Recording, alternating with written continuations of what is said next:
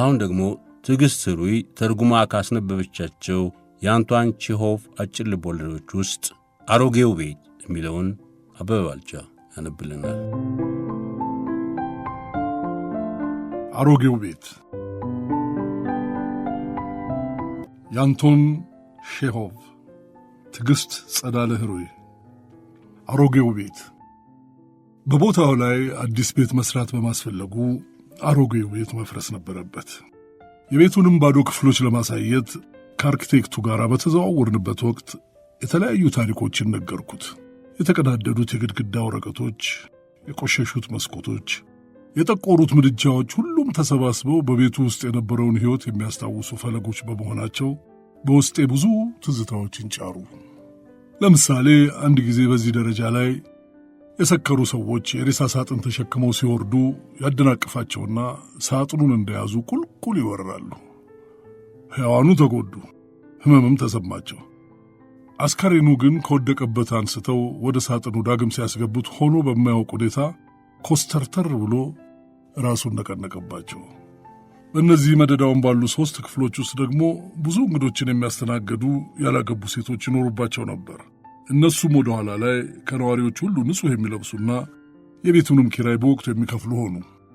በኮሪደሩ መጨረሻ ላይ ያለው በር ወደ ልብስ ንጽሕና መስጫ የሚያስገባ ሲሆን በዚህም ሙሉ ቀን ልብስ ሲታጠብ ተውሎ ሌሊቱን ደግሞ ቢራ ሲጠጣና ሲጮህ ይነጋል። ይህኛው ደግሞ ባለ 3 ክፍል አፓርተማ ሲሆን ከአፍ እስከ ገደፉ በበሽታ አምጪ ሕዋሳት ባክቴሪያ የተሞላ ነው። እነዚህ ነገሮች ሁሉ ጥሩ አይደሉም። ብዙዎቹ የቤት ነዋሪዎች ሞተዋል። እኔ ራሴ የማረጋግጠው ቤቱ በሆነ ሰው የተረገመ መሆኑን ነው። በቤቱ ውስጥ ማንም የማየው ግን ከነዋሪዎቹ ጋር አብሮ የሚኖር የሆነ ነገር አለ። በተለይ የአንድ ቤተሰብ ዕጣ ፈንታ መቼም የሚረሳኝ አይደለም።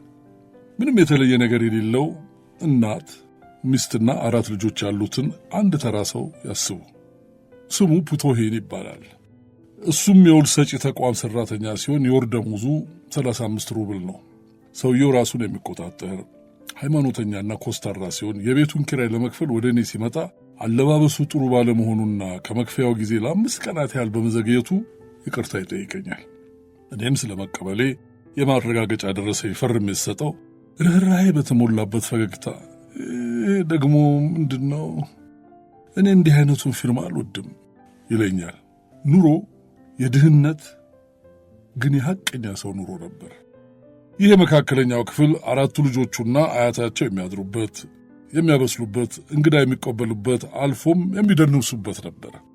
ይሄኛው ክፍል የራሱ የፒትሆን ሲሆን በግል የሚመጡለትን ትዕዛዞች ተቀብሎ ንግግሮችንና ሌሎችንም ሰነዶች የሚገለብጥበት ጠረጴዛ ነበረው።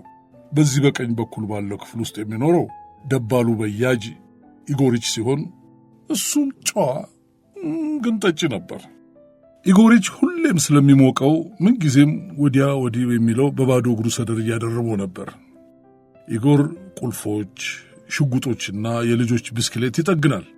አልፎም ርካሽ የሆኑ የግድግዳ ሰዓቶችን፣ ሰረገላዎችን ከመጠገን ወደ ኋላ አይልም። ሆኖም ግን ይህንን ሥራ ይንቀዋል።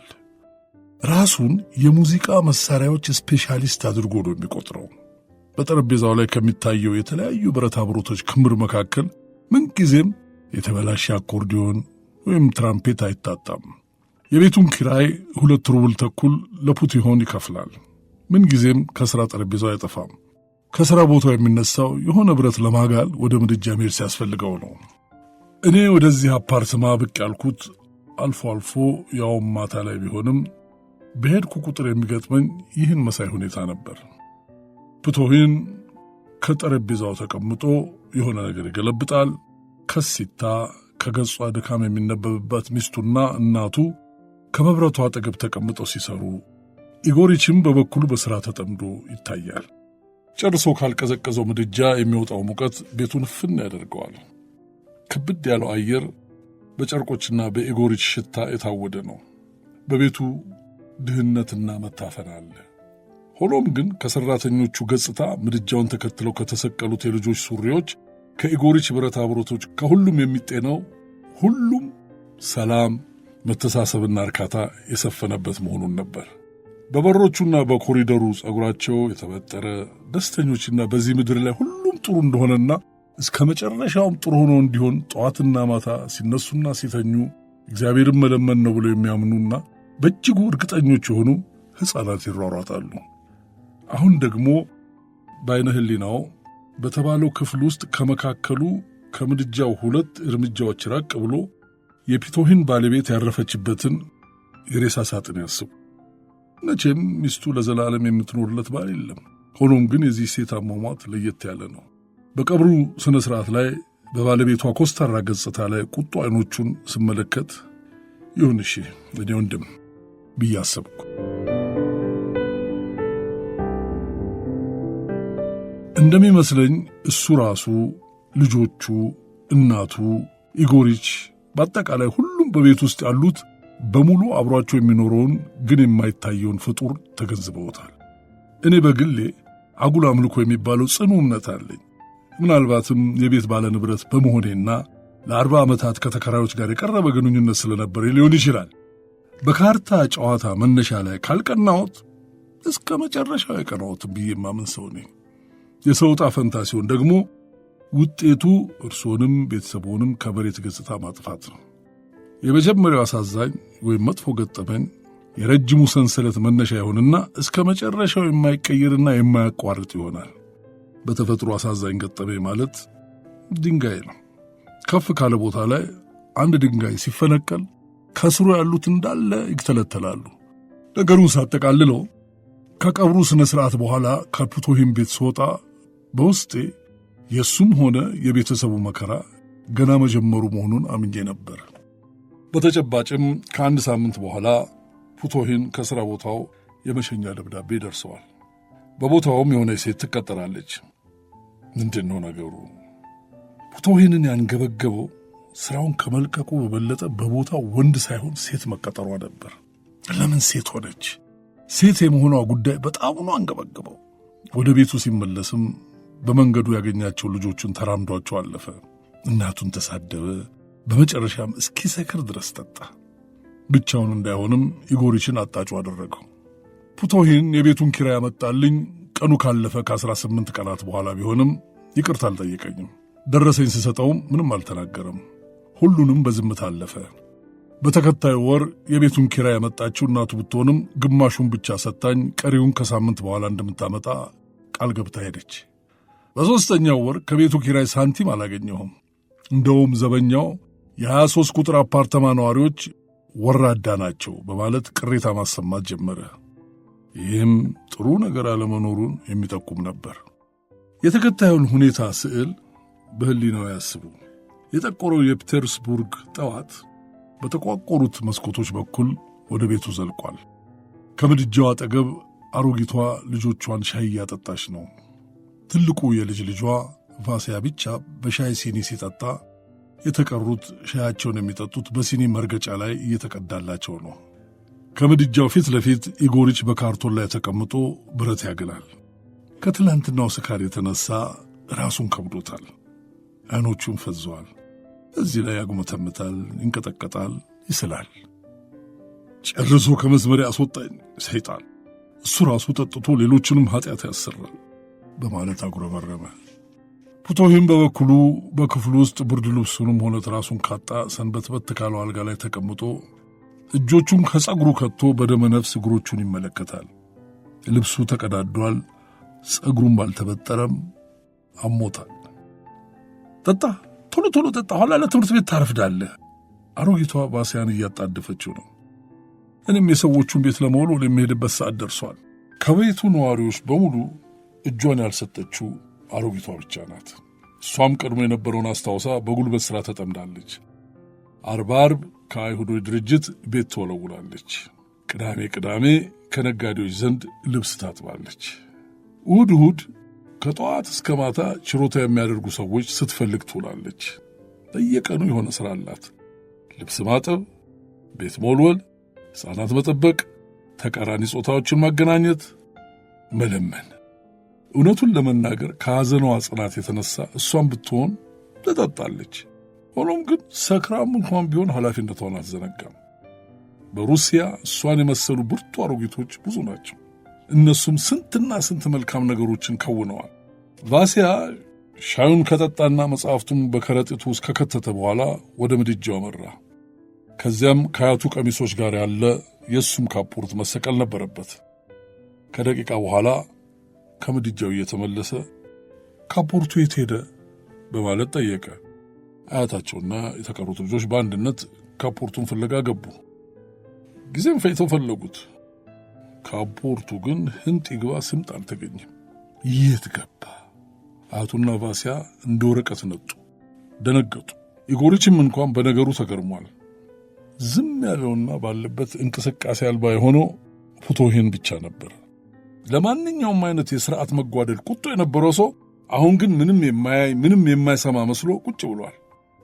ይህ አጠያያቂ ነው። ካፖርቱ ጠፍቷል አለ ኢጎሪች። ፑቶሂን ዝም አለ። ይህ ማለት መጥፋቱ እውነት ነው ማለት ነው። ቫሲያን ድንጋጤ ወረረው። ካፖርቱ ከእናቱ የሱፍ ጨርቅ ቀሚስ የተሰፋ ጥሩ ገበር ያለው ውብ ካፖርት ነበር። ተጠጣበት ማለት ነው። ከካፖርቱ ጋር በጎን ኪስ ውስጥ የነበረው ሰማያዊ እርሳሱ፣ በወርቃማ ፊደሎች ኖታ ቤኔ የተጻፈበት የማስታወሻ ደብተሩ፣ በደብተሩ ውስጥ የነበረ ሌላ ባለላጲስ እርሳሱና በውስጡ የነበሩ ስዕሎች ሁሉ መጠጫ ሆነዋል። ቫሲያ አምርሮ ያለቅስ በወደደ ነበር። ሆኖም ግን ማልቀስ የተከለከለ ነው። ራሱን ታሞ ያለው አባቱ የልቅሶ ድምፅ ቢሰማ መጮህ፣ በእግሩ ወለሉን መርገጥና መደብደብ ይጀምራል። አብሶ ከስካር ማግስት ሲማታ የከፋ ነው። ይህ ሲሆን አያቱ ለቫሲያ ትቆማለች። አባትየው ግን እሷንም ከመደብደብ አይመለስም። በመጨረሻም ኢጎሪች በድብድቡ መካከል ለመገላገል ይገባል። በዚህ ጊዜ ከአባትየው ጋር እየያዙና ከወለሉ ላይ ይወድቃሉ። ሁለቱም በወለሉ ላይ እንከባልላሉ፣ ይታገላሉ። ትንፋሻቸው የሰካራም ሲሆን አጫጫኋቸው ደግሞ እንደ ከብት ይሆናል። በዚህ ጊዜ አያትየዋ ታለቅሳለች፣ ልጆቹ ይጫጫሃሉ፣ ጎረቤቶቹ ዘበኛውን ያስጠራሉ። ስለሆነም አለማልቀሱ ይመረጣል። ቫሲያ ጮክ ብሎ ለማልቀስና ቁጣውን በጩኸት ለመግለጽ ሳይችል ሲቀር እጆቹን ጭምቅ አድርጎ ይይዝና እግሮቹን በወለሉ ላይ ይጎትታል። የኮቱንም እጀታ ውሻ ጥንቸልን እንደሚያደርገው አይነት በጥርሱ ነክሶ ለረጅም ጊዜ ይይዛል። አይኖቹ እንደ ብደት የሚያደርጋቸው ሲሆኑ ከፊቱ ላይ ተስፋ መቁረጥ ይነበባል። ሁኔታውን ያጤነችው አያቱ ራሷ ላይ ያሰረችውን ሻሽ በድንገት ፈታ፣ አይኖቿን ከአንድ ቦታ ላይ ተክላ በዝምታ በእጆቿና በእግሮቿ የተለያዩ ነገሮች ፈላለገች። እኔ እንደምገምተው ከሆነ በዚያን ሰዓት ልጆቹና አሮጊቷ በውስጣቸው ሕይወታቸው ተስፋ የሌለ አልፎም ያበቃለት መሆኑን በግልጽ የተረዱት ይመስለኛል።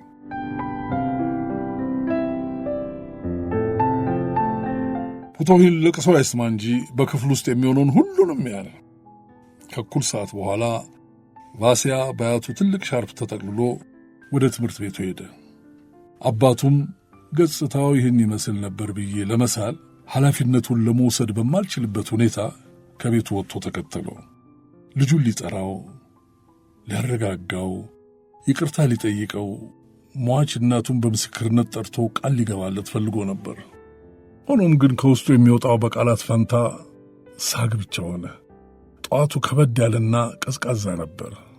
ቫሲያ እስከ ከተማው ዋናው መንገድ ድረስ ከተጓዘ በኋላ ጓደኞቹ ሴት ይመስላል ብለው እንዳይሉት ትልቁን ሻሽ ፈቶ ጃኬቱን ብቻ ለብሶ ወደ ትምህርት ቤቱ ገባ። ፑቶሂን ወደ ቤቱ ከተመለሰ በኋላ ከእናቱና ከኢጎሪች እግር ተንበርክኮ እየተንሰቀሰቀ ያልተያያዙ ቃላትን አግሞተመተ። በኋላ ላይ ትንሽ ሲረጋጋና ራሱን ሲያውቅ ወደ እኔ እየሮጠ መጥቶ ትንፋሹ ቁርጥ እያለ የሆነ ሥራ እንድፈልግለት በእግዚአብሔር ስም ጠየቀኝ። እኔም አረጋጋሁት። አዎ በስተመጨረሻው ነቅቻለሁ። ላውቅበት ይገባኛል። መላቅጤን አጥቼ ነበር። ከጎን ያገኘዋለሁ አለኝ። ደስ ብሎትም አመሰገነኝ። በእኔ በኩል ደግሞ ቤቱም በንብረትነት ከያዝኩበት ጊዜ ጀምሮ ባሳለፍኳቸው ጊዜያት የነዋሪዎችን ሁኔታ ጥሩ አድርጌ ያጠናው በመሆኑ እሱን እየተመለከትኩ ሳለ የሚከተለው ልናገረው ፈልጌ ነበር። ሰውዬ፣ ለማንኛውም ነገር እረፍዶብሃል። ባታውቀው ነው እንጂ ይሞታል። ፑቶሂን ከኔ ወጥቶ የሮጠው ወደ ትምህርት ቤቱ ነበር። በዚያም እየተንገዋለለ ልጁን ከተማሪ ቤት ሲወጣ ለማግኘት ጠበቀው። ቫሲያ ከትምህርት ቤቱ ሲወጣ ቫሲያ ታውቃለህ አለው አባቱ በደስታ ተውጦ። አያይዞም ሥራ ሊሰጡኝ ቃል ገብተውልኛል።